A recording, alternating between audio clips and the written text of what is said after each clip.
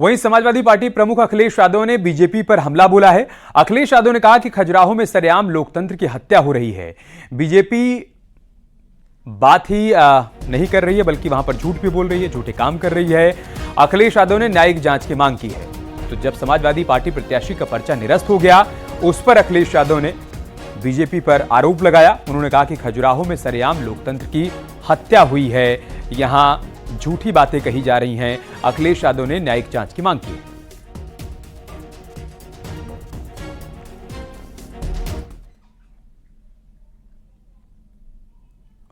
लोकसभा चुनाव को लेकर कांग्रेस ने आज अपना मैनिफेस्टो जारी कर दिया, जिसमें 5 न्याय और 25 गारंटी पर खास फोकस है। इस मौके पर अध्यक्ष मल्लिकार्जुन खड़गे, सोनिया गांधी, राहुल गांधी, केसी वेणुगोपाल, पी चिदंबरम, इसके अलावा आनंद शर्मा, सचिन पायलट, बाकी तमाम नेता भी मौजूद थे।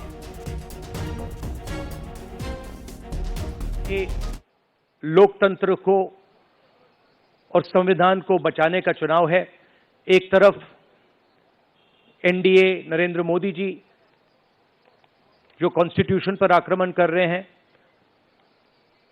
लोकतंत्र पर आक्रमण कर रहे हैं, इंस्टीट्यूशंस को कैप्चर कर रहे हैं, और दूसरी तरफ इंडिया अलायंस जो कॉन्स्टिट्यूशन की रक्षा करता है, लोकतंत्र की रक्षा करता है। तो ये चुनाव इन दोनों फोर्सेस के बीच में है। तो राहुल गांधी को आपने सुना, और कांग्रेस के घोषणा पत्र की जो बड़ी बातें हैं वो भी आपको बता देते हैं। आरक्षण को 50% तक बढ़ाया जाएगा, अनुबंध वाली नौकरियों को खत्म कर स्थायी बनाया जाएगा, एससी एसटी और ओबीसी को प्राइवेट शिक्षण संस्थानों में आरक्षण दिया जाएगा, उत्पीड़न से बचाने के लिए रोहित वेमुला अधिनियम लाया जाएगा, वृद्धों दिव्यांगों को 1000 रुपये पेंशन, 25 लाख तक कैशलेस स्वास्थ्य बीमा, ये तमाम बातें लिखी गई हैं इस घोषणा पत्र में।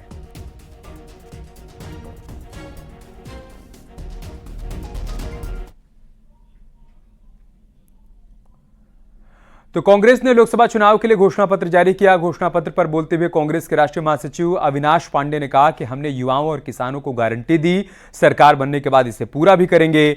वहीं रॉबर्ट वाड्रा के अमेठी से चुनाव लड़ने पर उन्होंने कहा कि अमेठी और रायबरेली सीट पर सही समय पर चर्चा कर निर्णय लिया जाएगा।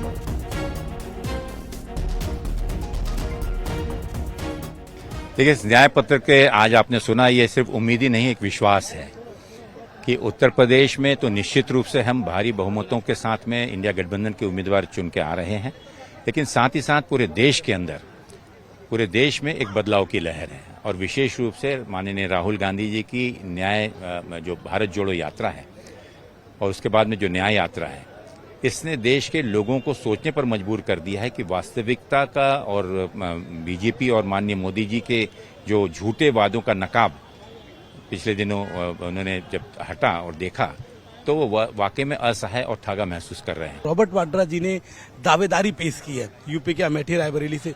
सर, क्या उनका नाम स्क्रीनिंग में था या अभी तक एक भी बार उनके नाम को लेकर चर्चा हुई है या आप लोगों ने कुछ सोचा है? सर, देखिए, मैंने भी सुना है और कुछ प्रचार माध्यम से मुझे भी जानकारी मिली है।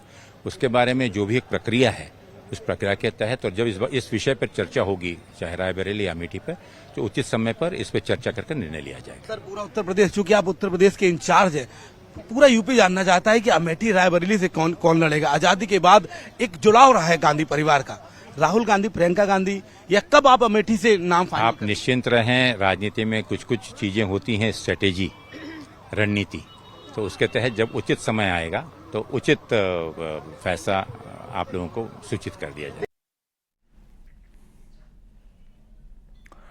कांग्रेस के राष्ट्रीय सचिव राजेश तिवारी अमेठी जिला पहुंचे और वहां पर कांग्रेस ऑफिस में पार्टी पदाधिकारियों के साथ बैठक की।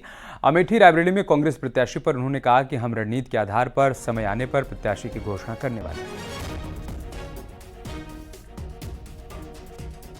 कुछ सीट पे जो है रणनीतिक रूप से पार्टी जो है अंतिम समय में निर्णय लेने का काम करती है, और अमेठी रायबरेली को लेकर भी जो है विचार मंथन हो रहा है और अंतिम समय में इसका निर्णय जो है वो पार्टी करेगी।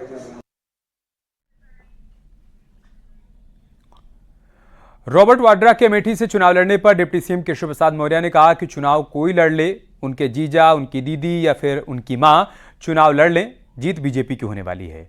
वहीं समाजवादी पार्टी और कांग्रेस पर हमला बोलते हुए उन्होंने कहा कि एसपी और बीएसपी को जनता ने पूरी तरीके से नकार दिया है। जीजा लड़ रहे हैं, उनकी दीदी लड़ रहे हैं, उनकी मम्मी लड़ रहे हैं, कमल ही खिलेगा। सपा बसपा कांग्रेस को जनता ने नकार दिया है। सपा पूरी तरह से समाप्त हो जाएगी क्योंकि उनके कर्म ऐसे हैं जिसमें उनको जनता का समर्थन नहीं मिल रहा है। कांग्रेस मुक्त भारत देश बनता हुआ आगे बढ़ रहा है और बसपा का कोई भविष्य नहीं है।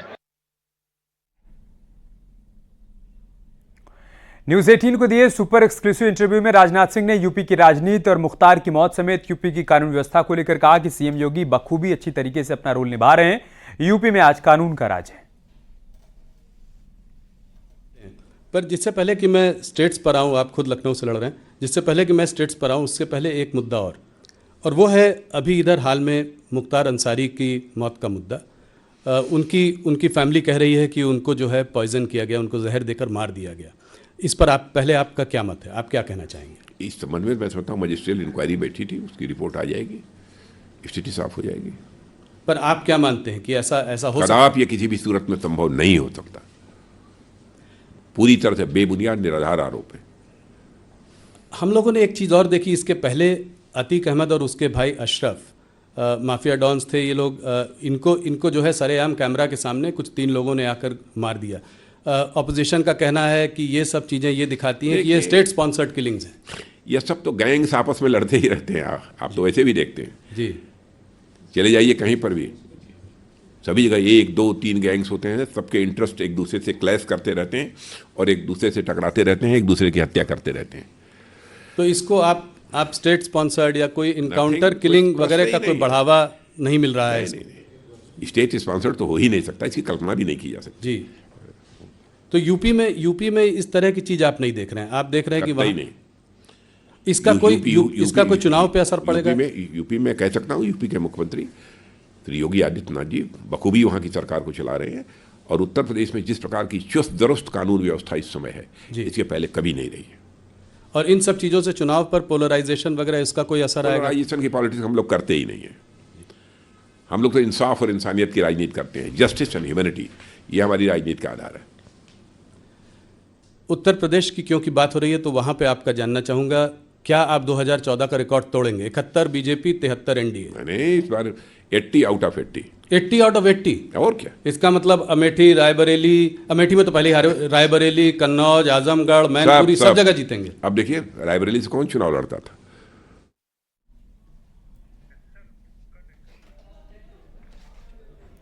यहाँ वक्त है छोटे से ब्रेक का, लेकिन ब्रेक पर जाने से पहले आपको बता दें कि न्यूज 18 पर रात 8 बजे देखिए राजनाथ सिंह का सबसे विस्फोटक interview editor in chief Rahul Joshi के साथ।